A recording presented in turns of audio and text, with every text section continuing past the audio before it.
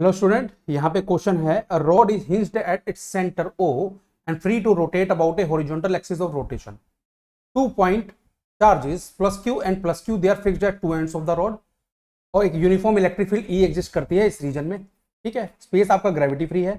आपको correct option बताना है, तो बात को बहुत ध्यान से समझिएगा. यहाँ पे ए और बी ऑप्शन में से कोई एक ही हो सकता है ना आंसर. पहली बात तो ए और बी ऑप्शन में से कोई एक ही करेक्ट हो सकता है और सी और डी में से कोई एक करेक्ट हो सकता है, क्योंकि काफी ए और बी काफी मतलब एक ही तरीके के ऑप्शन है. ठीक है, तो चलिए मैं बताता हूं यहाँ पे एग्जैक्टली हम किस तरीके से सोच सकते हैं. तो ये है फॉर एग्जांपल ये रोड है ना. इस पे क्या है, यहाँ पे प्लस क्यू चार्ज है, ये लीजिए. यहाँ पे भी प्लस क्यू चार्ज है और सेंटर के अबाउट हिंज्ड है. तो मैं इसकी लेंथ 12 ले लेता हूँ, तो ये लेंथ एल हो जाएगी, ये भी लेंथ एल हो जाएगी. यहाँ तक क्लियर है? ठीक है, ये बात क्लियर है. अब इसके आगे सोचना स्टार्ट करना है कि आगे ये गेम है कि अगर इलेक्ट्रिक फील्ड इंटेंसिटी ई दी हुई है तो उसके कारण इस चार्ज ऊपर वाले चार्ज पे फोर्स किस तरफ लगेगा. देखो, अगर पॉजिटिव चार्ज इलेक्ट्रिक फील्ड के अंदर रखा है तो पॉजिटिव चार्ज पे इलेक्ट्रिक फील्ड की डायरेक्शन में फोर्स लगता है. ठीक है, तो ये कितना लग जाएगा, Q इंटू ई लग जाएगा. तो इसी तरीके से नीचे वाले चार्ज पे भी Q इंटू ई लग जाएगा. बात क्लियर है?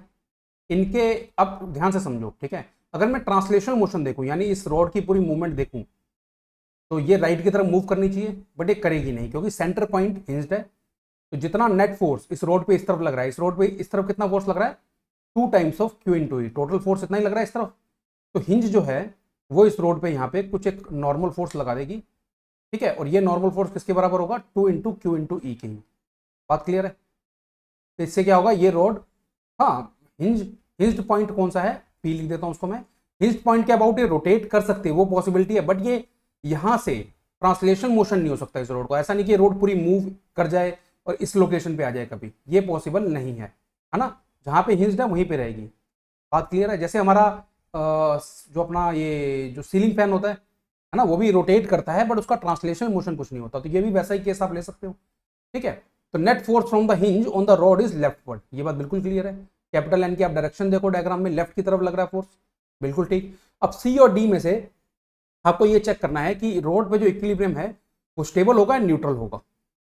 इसका मीनिंग क्या है देखते हैं. मैं मान लो रोड को थोड़ा सा रोटेट कर देता हूं. अच्छा, पहले इस कंडीशन में देखते हैं जो डायग्राम में लिया हुआ है. यहां पे अगर ऊपर वाला प्लस क्यू लूं मैं, ऊपर वाले फोर्स के कारण, इस फोर्स के कारण जो टॉर्क आएगा वो कैसा आएगा, ऊपर वाला जो फोर्स है Q इंटू ई, उसके कारण टॉर्क ऐसा आएगा, वो क्लॉकवाइज रोटेट कराने की कोशिश करेगा इस रोड को. बात क्लियर है? और मैं इस फोर्स के कारण देखूं तो इसके कारण जो टॉर्क आएगा वो एंटी क्लॉकवाइज रोटेट कराने की कोशिश करेगा रोड को हिंज के अबाउट. ठीक है, अब दोनों के टॉर्क होंगे कितने, वो होंगे Q into E into L. बात क्लियर है? तो दोनों के टॉर्क मैग्नीट्यूड में सेम है बट ओरिएंटेशन में या डायरेक्शन में अपोजिट है एकदम. ठीक है, तो ये रोड क्या करेगी, जो नेट टॉर्क आ जाएगा इस रोड पे वो इस पोजीशन में तो जीरो आएगा, यानी जो बिल्कुल इसको ऐसे वर्टिकल रखा हुआ है. अब मैं मान के चलता हूं कि इनको थोड़ा सा रोटेट करा देता हूं, पकड़ के थोड़ा सा मैं रोटेट अगर कर भी दूं, ध्यान से समझेगा, मैं मान के चलता हूं कि ये हिंज पॉइंट हो गया और मैंने इनको कितना रोटेट कर दिया, इतना रोटेट कर दिया कि इनका हॉरिजॉन्टल के साथ एंगल कितना बन रहा है, मान लेते हैं थीटा बन रहा है. ठीक है, ये लेंथ एल है ना. अभी भी इलेक्ट्रिक फील्ड की डायरेक्शन तो यही है, तो फोर्स कितना लग रहा होगा, देखो फोर्स उतना ही लग रहा होगा. फोर्स में कोई प्रॉब्लम नहीं, क्योंकि चार्ज की वैल्यू को हमने या चार्ज के मैग्नीट्यूड को हमने चेंज नहीं किया ना. तो ऊपर वाले चार्ज पे भी इधर क्यू ही फोर्स लग रहा होगा, नीचे वाले पे भी इधर क्यू ही लग रहा होगा. ये बात क्लियर है? बात क्लियर है?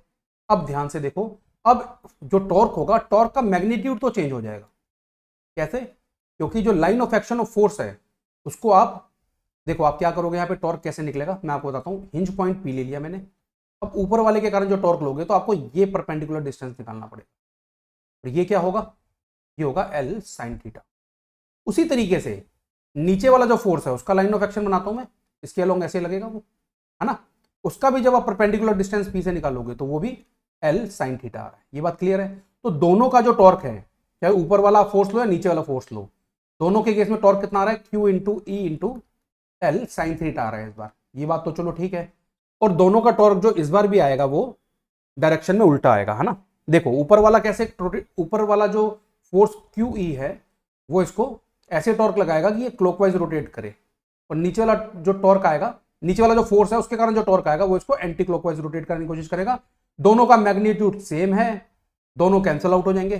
ठीक है, तो अब अगर आपने रोड को इस पोजीशन में रखा है तो वो इस पोजीशन में रह जाएगी।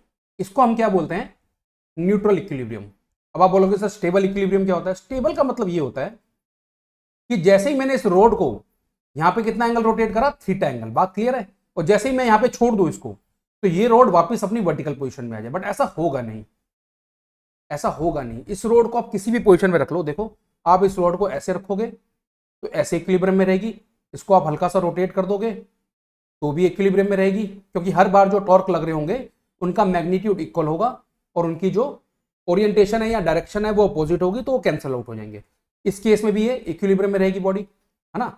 जब आप इसको थोड़ा ओवर एंगल से रोटेट कर दोगे तो भी इसी पोजीशन में रहेगी। तो ये सारी की सारी पोजीशंस में क्या है, जो ये बॉडी है वो इक्विलिब्रियम में है, और इसको हम क्या बोलते हैं? Neutral equilibrium. इसको हम क्या बोलते हैं?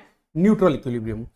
अब स्टेबल कौन सा होता है? स्टेबल में क्या होता है कि आपने ऐसे रखा तो ये इक्विलिब्रियम में है, ठीक है। जैसे आपने इसको रोटेट ऐसे करवाया, ये वापस आने की कोशिश करेगी, ऐसे रोटेट करके ये क्या करेगी? एकदम वर्टिकल होने की कोशिश करेगी। यहां जैसे आपने यहां पे रोटेट करा दिया काफी बड़े एंगल से, तो अगर ये वापस इस तरीके से रोटेट करने की कोशिश करती है और वापस इस तरीके से होने की कोशिश करती है वर्टिकल, तो उसको हम बोलते हैं स्टेबल इक्विलिब्रियम। बट वैसा कोई केस है नहीं, मैंने आपको यहाँ पे प्रूफ किया है। किसी भी एंगल पे रख लो आप, इन दोनों के कारण, दोनों फोर्सेस के कारण जो टॉर्क लगेंगे वो कैंसिल आउट होंगे, तो नेट टॉर्क लगेगा ही नहीं। तो जिस पोजीशन में रखोगे वो उस पोजीशन में टिल्टेड रहेगी। तो इस इक्विलिब्रियम को हम क्या कहते हैं?